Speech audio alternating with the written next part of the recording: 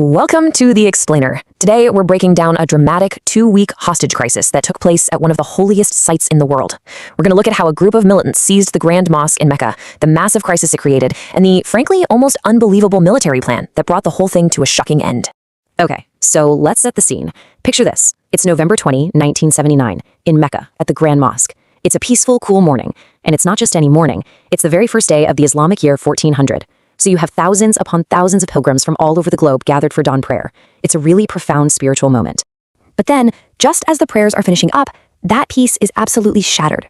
Gunshots just start echoing through these sacred courtyards. A group of armed men who had been hiding in plain sight among the worshippers suddenly pull out their weapons. They take over the mosque's microphones, they secure all the gates, and just like that, everyone is locked inside. And you really have to understand the scale of this. It is just staggering. We're talking about nearly 100,000 worshippers inside this massive complex. Men, women, children, people who came for a moment of peace and prayer are now trapped. They've become hostages in a siege that nobody could have ever seen coming. So the big question is, who was behind this incredible attack? To really get what's happening here, we need to take a closer look at the militants themselves. You know, who they were, what they wanted, and who was leading them. All right, so you've got two main players at the head of this thing. The spiritual figurehead was a man named Muhammad al-Qahtani. His followers believed he was the Mahdi, a kind of prophesied redeemer in Islam who's supposed to appear right before the end of the world. But the guy actually running the show, the military mastermind, was his brother-in-law, Juhayman al-Utaibi. He was a former soldier, and he had some serious issues with the Saudi government. So now they've got control of the mosque's entire sound system. Imagine being one of those thousands of trapped worshippers, and suddenly you hear this booming from the speakers. It's al-Qahtani, and he's making this absolutely shocking declaration that he is the Mahdi, that he's arrived on the first day of the new century just like the prophecy said, and he's demanding that every single person there pledge their allegiance to him. And make no mistake, this was not some spontaneous act. This thing was planned down to the last detail. For weeks, they had been smuggling weapons into the mosque, hiding them in coffins to avoid suspicion. With about 500 followers inside, they moved fast, blocking the doors and putting snipers up in those towering minarets, which gave them a perfect, commanding view of the whole area. So you can imagine the sheer panic in the Saudi government. They were caught totally flat-footed. They were now facing a crisis that wasn't just a military problem. It was a massive religious challenge. And their first attempts to deal with it were, well, chaotic and completely ineffective. The Saudi forces were in an impossible spot. Their first tries to storm the mosque were a disaster. They were getting picked off by those snipers and taking heavy casualties. They couldn't just bring in the heavy artillery or call in airstrikes. I mean, the risk of damaging the Kaaba, the most sacred site in all of Islam, was just too high. And honestly, they just didn't have the kind of specialized training needed for this type of high-stakes, close-quarters rescue. And this really gets to the heart of the problem, right? It's this impossible question. Any major move could end in a massacre of the hostages or the destruction of a holy site.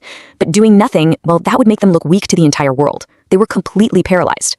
So, with their own forces stuck in a stalemate and the whole world watching, the Saudi government made a critical choice. They decided to ask an ally for help. A formal request goes out to Pakistan's leader, and the response is immediate. A special group of commandos from the Special Service Group, the SSG, Pakistan's absolute best of the best, was put together and sent straight to Saudi Arabia to try and break the deadlock. And this is where things get really interesting. This was the turning point. Because when the Pakistani commander showed up, he didn't suggest another frontal assault. No, he came up with a plan that was as brilliant as it was completely unorthodox. So the whole SSG unit was being led by just a single major. He took a look at the situation and pretty much immediately realized that another head-on attack was just suicide. So instead, he came up with this radical, multi-stage plan that would basically use the mosque's own features against the militants inside. Okay, so get this. The plan was just audacious. Step 1, flood the huge courtyards of the mosque with water. Step 2, bring in helicopters and drop the SSG commandos right into that flooded area. But here's the absolute genius part. Step 3, pump a powerful live electric current into the water. The idea was to stun anyone standing in it, neutralizing the snipers and the other militants, and creating just enough chaos to launch the final ground assault. So they put this incredibly high-risk plan into action, and it worked. As electricity surged through the water, stunning the militants, the commandos landed. The final, brutal, and decisive battle for the Grand Mosque was on. And the assault was a success. In the intense fighting that followed, the self-proclaimed Mahdi, Muhammad al-Qahtani, was killed. The real leader, Juhayman al-Utaibi, was cornered and captured alive. The insurgency was over. So let's look at the fallout. All the surviving hostages were finally freed, and the Grand Mosque was secure. The operation itself became legendary, cementing the reputation of Pakistan's SSG as a truly world-class elite force. And that major, the guy who led the whole thing, turns out his name was Pervez Musharraf. And about 2 decades later, he would go on to become the president of Pakistan. So you see, this one covert operation didn't just end a hostage crisis. It basically forged a whole new military and political bond between two powerful nations, and it launched the career of a man who would one day lead his country. It's just a powerful reminder of how history can turn on a dime, not because of huge armies, but sometimes because of one single incredibly audacious plan.